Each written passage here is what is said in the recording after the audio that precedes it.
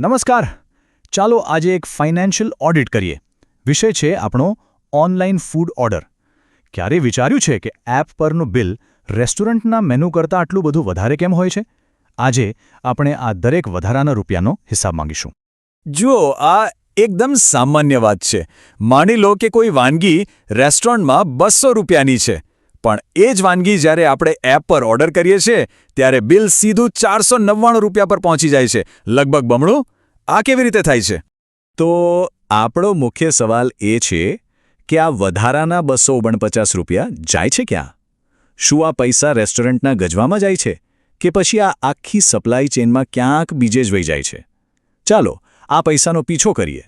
કોઈપણ નાણાકીય વિશ્લેષણમાં આપણે સૌથી પહેલાં ડેટા જોવો પડે, બરાબર ને?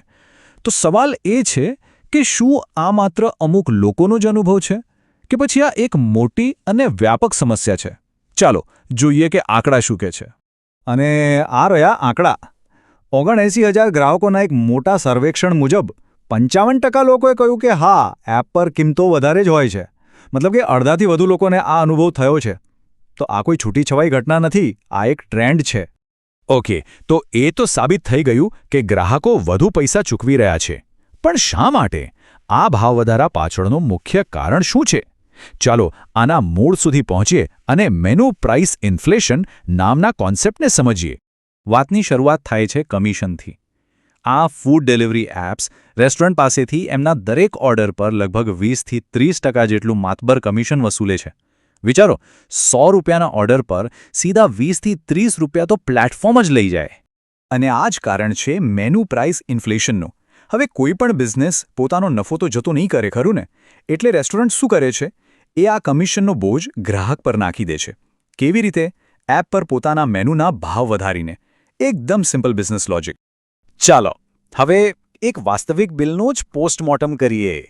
એકદમ ફોરેન્સિક એનાલિસિસ. આપણે એક એક ચાર્જને ચીરીને જોઈશું કે એક સામાન્ય દેખાતું બિલ કેવી રીતે આટલું મોટું થઈ જાય છે. ધ્યાનથી જોજો. ધારો કે બિરયાનીની અસલી કિંમત 400 રૂપિયા છે, પણ આ પર એની કિંમત દેખાશે 550 રૂપિયા. આ છે મેનુ પ્રાઇસ ઇન્ફ્લેશન. પછી એના પર લાગશે જીએસટી, એટલે બિલ થયું 630.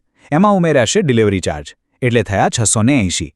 અને છેલ્લે પ્લેટફોર્મ ફી અને બીજા નાના મોટા ચાર્જ મળીને બિલ પહોંચી ગયું સીધું 720 રૂપિયા. આ ચાર્ટ જુઓ, આ બધું એકદમ સ્પષ્ટ કરી દે છે. 400 રૂપિયાના જમવા માટે આપણે ચૂકવી રહ્યા છે 720 રૂપિયા, મતલબ કે લગભગ 80% વધુ. આ છે કન્વીનિયન્સ પ્રીમિયમ, એટલે કે ઘરે બેઠા ઓર્ડર કરવાની સુવિધા માટેનો ચાર્જ. પણ વાત ખાલી એક બિલની નથી. આ તો એક મોટા ચિત્રનો નાનો હિસ્સો છે. આખી સિસ્ટમ એવી રીતે ગોઠવાયેલી છે કે જે ગ્રાહક તરીકે આપણી પસંદગીઓને પણ સીમિત કરી દે છે. આ એક પાવર પ્લે છે. જુઓ, કોમ્પિટિશન કમિશન ઓફ ઇન્ડિયા એટલે કે CCIની તપાસમાં શું બહાર આવ્યું?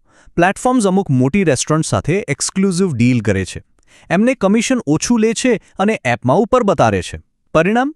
નાની પણ કદાચ વધુ સારી રેસ્ટોરન્ટ્સ નીચે દબાઈ જાય છે અને આપણને દેખાતી જ નથી.